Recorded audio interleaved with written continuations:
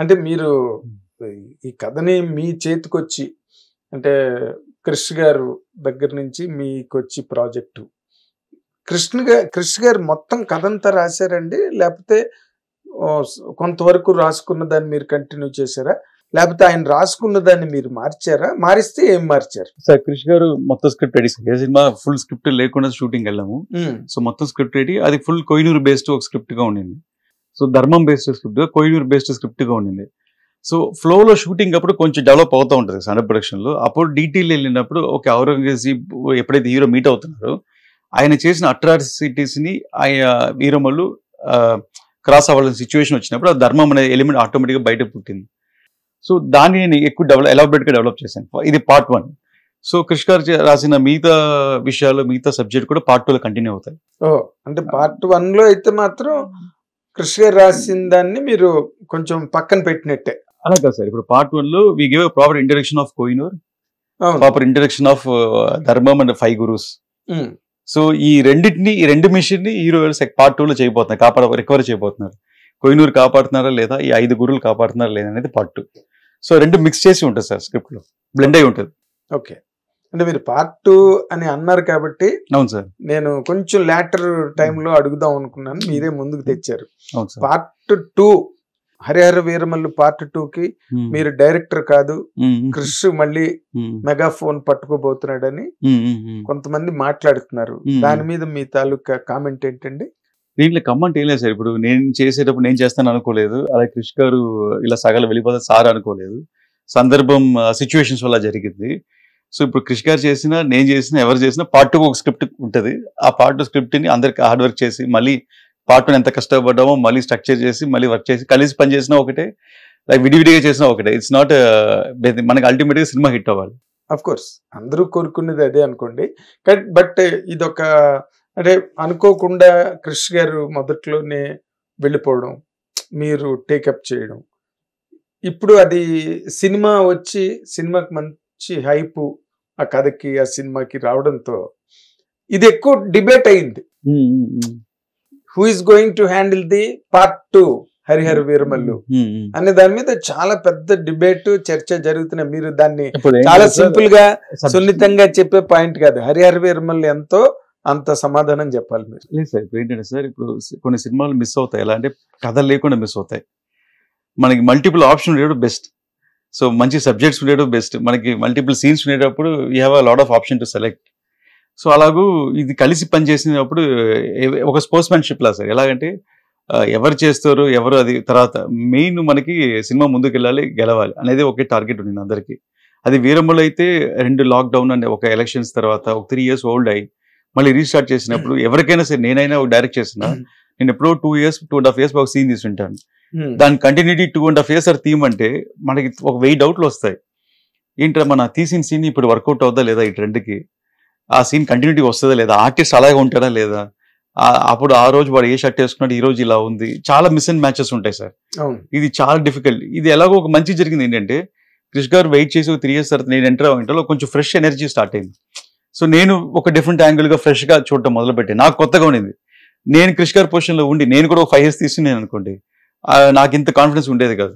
కానీ మీరు ఇందులో ఒక అంటే తెర వెనుక రహస్యం అనండి, లేకపోతే అండర్ ది లేయర్స్ ఉన్న పాయింట్, క్రిష్ గారు ఎవరి కారణం వాళ్ళు చెప్పేస్తున్నారండి. ఎవరి ఇంటర్వ్యూకి వచ్చినా క్రిష్ గారు ఎందుకు వెళ్ళిపోయారంటే అని ఒక thumbnail ప్రతి చోట కనిపిస్తున్నది. ప్రతి చోట, ప్రతి యూట్యూబ్ ఛానల్లో, ప్రతి యాక్టర్ మాట్లాడే దాంట్లో ఆ సినిమాకి మీరు అసలు ఒరిజినల్ గా ఏంటి అన్నది మీరైనా కనీసం చెప్పండి. ఎందుకంటే దాని మీద ఎక్కువ అపోహలు, ఎక్కువ అపార్థాలు ఇవన్నీ చాలా ఎక్కువగా ఉన్నాయి. ఏదో సంవేర్ ఎక్కడో రత్నం గారికి క్రిష్ గారికి ఇద్దరికి ఎక్కడో చెడింది, దానివల్ల క్రిష్ ఎగ్జిట్ అయ్యాడు. అంత పెద్ద ప్రాజెక్ట్ అయినా పవన్ కళ్యాణ్ గారే హీరో అయినప్పటికీ కూడా వాళ్ళిద్దరి మధ్యలో ఏదో భేదాభిప్రాయాలు రావడం వల్లే క్రిష్, ఎందుకంటే ఆయన చాలా సెన్సిటివ్ పర్సన్, అందుకని వెళ్ళిపోయారు అనేది ఒక వైడ్ డిస్కషన్ అయితే దాని మీద జరుగుతున్నది. సరే, ఇంకెవరు చెప్పే కారణాలు వాళ్ళు చెప్పేస్తున్నారు. అసలు కారణం ఏంటి, అసలు ఏం జరిగింది?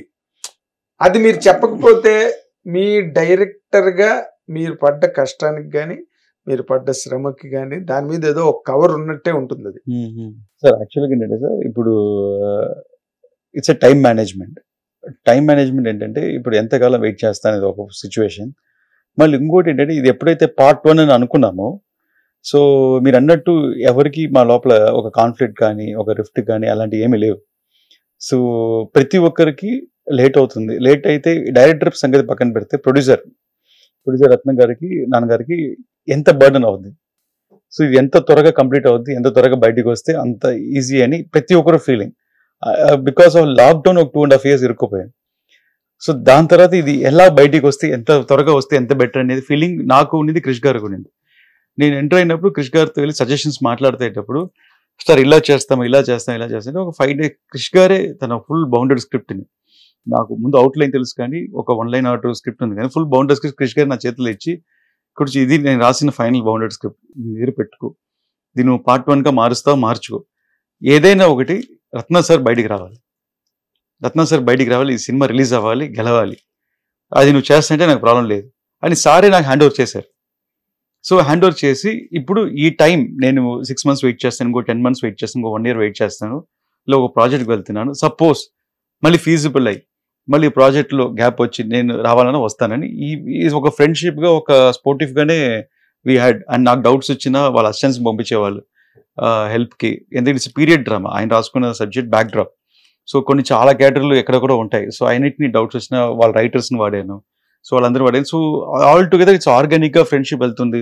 Same Aishwarya garu costume designer from day 1, so Krish garu partner, so తనే సినిమా మొత్తం పనిచేశారు. సో అలాగూ నేను మేడం ఇది సార్ ఎలా అనుకొని చేశారు, ఇది కంటిన్యూటీ కదా, అప్పుడు తీసిన సీన్ మనం మళ్ళీ ఇప్పుడు ప్యాచ్ తీస్తున్నాము, సో ఈ ప్యాచ్ని మనం ఎలా మ్యాచ్ చేయగలుగుతాము అని తను చెప్పేవాళ్ళు. సో అలాగే ఇక్కడ నేను ఎంత ఎఫర్ట్ పెడుతున్నానని తనే అక్కడ చెప్పేవాళ్ళు. సో ఇక్కడ ఏం జరుగుతుంది, ఎంత డిఫికల్టీస్ని ఫేస్ చేస్తున్నామని.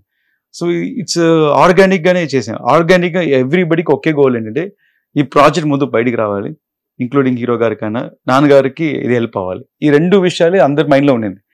ఇక్కడ నేను చేశాను, ఆయన చేశాను, లేకపోతే గొప్పలు చెప్పుకోవటం కానీ లేకపోతే ఒక్కొక్కరు విరోధంగా అది ఎవరికి మైండ్లో లేదు, అస్సలు లేదు.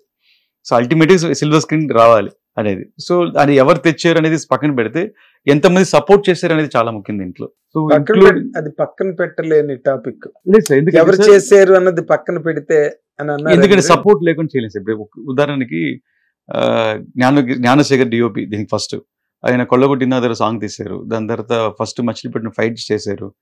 సో ఆయన ఒక్కొక్క ఫ్రేమ్ పెయింటింగ్ లా ఉంటుంది ఆయన చేసింది. పీరియడ్ ఫిల్మ్ అంటేనే మనకి ఆ గ్రాండియర్ కావాలి. సో మనం బాజీరావ్ మస్తాని చూసింటాము, ఇలాగూ పద్మావతి చూసింటాం, ఆ స్టైల్లో గ్రాండ్ కావాలని. సో ఆయన కోసం చాలా రోజులు వెయిట్ చేశాను, 1, 2 months 3 months దాకా వెయిట్ చేశాను, సార్ వచ్చి మళ్ళీ జాయిన్ అవుతారని. అప్పుడు సారే ఒక మాట అన్నారు, చూడు జ్యోతి, మీ అందరం ఆ వర్షన్లో స్క్రిప్ట్ ఫిక్స్ అయి ఉన్నాం, నువ్వు వేరే స్టైల్ ఆఫ్ ఫిల్మ్ చూస్తున్నావు, దీనికి నేను సపోర్ట్ చేసినా అది మళ్ళీ డ్రాబ్యాక్ అవుద్ది, సో ఫ్రెష్ మైండ్తో వెళ్ళిపోయి తనే నన్ను ఎంకరేజ్ చేశారు. సో అలాగూ ఎవరికి ఏమీ ఇవ్వలేదు. సో నేను ఒక ట్రైలర్ రిలీజ్ చేసినా, టీజర్ రిలీజ్ చేసినా సారే ఫోన్ చేస్తారు ఫస్ట్, చాలా బాగుంది, అదిరిపోయింది, మేము షూట్ చేసినా కానీ నేను ఇలా ఈ యాంగిల్ ఎక్స్పెక్ట్ చేయలేదు. సో లేదు డిఓపి జ్ఞానశేఖర్ గారు. సో మొత్తం టీం అంతా ఒకే హెల్తీ పాయింట్ అంటే మన అక్కడ ఆయన ఫౌండేషన్ వేస్తారు సార్. ఆయన బేబీ స్టార్ట్ చేసిన సినిమా గ్రో అయ్యి అది ఎలాగో అది ఫస్ట్ క్లాస్ లో పాస్ అవుతుందో లేకపోతే ఒక ఏదో ఉందో ఫైనల్ రిజల్ట్ అనేది రావాలి, రిలీజ్ అవ్వాలి, హిట్ అవ్వాలి అనేది టీమ్ లో ఉన్న వాళ్ళకి, యూనిట్ లో ఉన్న వాళ్ళకి, దగ్గర నుంచి ప్రొడ్యూసర్ వరకు అందరికి సినిమా హిట్ అవ్వాలనే ఉంటుంది. అవును సార్. ఎందుకంటే ప్రొడ్యూసర్ ఇమీడియట్ గా ఈజీగా second project, next project start చేస్తాడు, టీం అంతా కంటిన్యూ అవ్వచ్చు అన్న ఆశ అందరికీ ఉంటుందండి. హిట్ టీవీ యాప్, ఇందులో short news, live news, entertainment shows, movies, digital magazines తో పాటు మీ జిల్లా వార్తలను కూడా ఫ్రీగా చూడొచ్చు. ఇంకెందుకు ఆలస్యం, వెంటనే హిట్ టీవీ యాప్ ని డౌన్లోడ్ చేసుకుని ఫ్రీగా ఎంటర్టైన్మెంట్ పొందండి. Hit TV app, hit TV app, please download hit TV app. Hit TV app ని ఫ్రీగా డౌన్లోడ్ చేసుకుని ఎంజాయ్ చేయండి. మీకు నచ్చిన ఎంటర్టైన్మెంట్ కోసం హిట్ టీవీ యాప్ ని ఫ్రీగా డౌన్లోడ్ చేసుకుని ఎంజాయ్ చేయండి. హిట్ టీవీ యాప్ ని డౌన్లోడ్ చేసుకుని ఆస్వాదించండి, ఆశీర్వదించండి. ఇంతమంది సెలబ్రిటీలు హిట్ టీవీ యాప్ ని డౌన్లోడ్ చేసుకోండి అని చెప్తున్నారంటే ఎంత మంచి యాప్ ఆలోచించండి. అమెరికా అమెరికా అమెరికా అమెరికాలో చదవాలనుకునే వాళ్ళకి విశ్వసనీయమైన పేరు మన శౌర్య కన్సల్టెన్సీ. UK లో 1 year masters, UK లో 1 year masters, 2 years work permit up to 5 years visa. Contact Saurya Consultancy. Contact 89851 89851.